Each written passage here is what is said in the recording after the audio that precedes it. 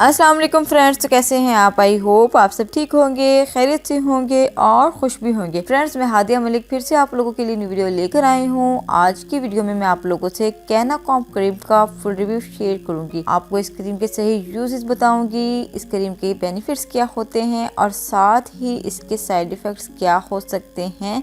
ये सब कुछ डिस्कस करेंगे हम आज की इस वीडियो में। सो फ्रेंड्स, स्टार्ट करते हैं इसकी पैकेजिंग से। इसकी आउटर पैकेजिंग कार्डबोर्ड की है। 20 ग्राम इस ट्यूब की क्वांटिटी है। साथ ही इस क्रीम पर इस क्रीम के मेन इंग्रेडिएंट मेंशन किए गए हैं। इसके मेन इंग्रेडिएंट्स में नेस्टाटीन, न्यूमाइसिन सल्फेट, ग्रेमिसाइडिन, ट्राइएमसिनोलोन, एसीटोनाइड शामिल हैं। ये तमाम तर इंग्रेडिएंट बहुत ही कमाल के हैं। तकरीबन हर वो क्रीम जो कि बैक्टीरियल इन्फेक्शन के लिए बनी होती है, ये इंग्रेडिएंट उस क्रीम में शामिल होते हैं। और अब बात कर लेते हैं इस क्रीम के यूजेस की। तो सबसे पहले ये क्रीम स्किन के इन्फेक्शन को क्योर करने के लिए यूज की जाती है, जिसमें बैक्टीरियल इन्फेक्शन, वेजिनल इन्फेक्शन शामिल है। आई इन्फेक्शन के लिए भी यूज की जाती है। स्किन पर किसी भी तरह के वो इन्फेक्शन जो कि जरासीमों की वजह से नमूदार हो, यानी कुटानियोस इन्फेक्शन, ये क्रीम उस तरह के इन्फेक्शन के लिए भी बेस्ट है। इसके अलावा अगर आपके कानों पर किसी भी तरह की एलर्जी है, स्वेलिंग है, यानी एयर इन्फेक्शन है, तो भी आप इस क्रीम की थोड़ी सी क्वांटिटी अप्लाई कर सकते हैं। और इसके अलावा रैशेस वगैरह को भी क्योर करने के लिए ये क्रीम अप्लाई की जा सकती है। बस आपने करना क्या है, इसकी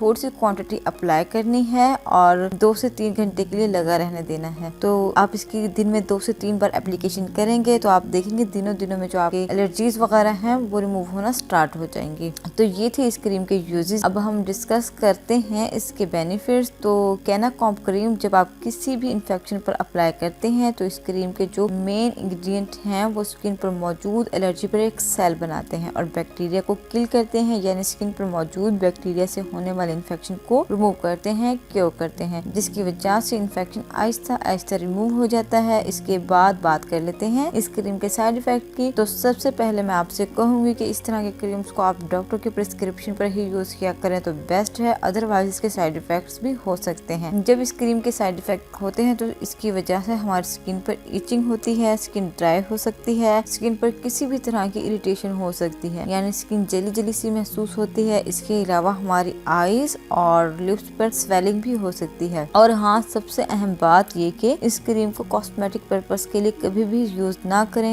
हरगिज यूज मत करें, क्योंकि रंग गोरा करने के लिए और भी बहुत सी क्रीम्स हैं, वही यूज करें तो बेस्ट है। ये क्रीम दानों पर नहीं अप्लाई कर सकते, झाइयों को रिमूव करने के लिए भी यूज नहीं कर सकते। ये क्रीम जस्ट स्किन के बैक्टीरियल इन्फेक्शन को क्योर करने के लिए यूज कर सकते हैं। तो फ्रेंड्स, ये था इस क्रीम का फुल रिव्यू। आई होप आपको आज की वीडियो इन्फॉर्मेटिव लगी होगी, बेनिफिशियल लगी होगी। अगर आपको आज की वीडियो इन्फॉर्मेटिव लगी हो तो आपने करना है इस वीडियो को लाइक, मेरे चैनल को सब्सक्राइब और साथ ही करना है बेल आइकन का बटन प्रेस, ताकि मेरी न्यू आने वाली वीडियोस आप तक पहुंचती रहें। इसके साथ ही मुझे इजाजत दीजिए। अल्लाह हाफिज।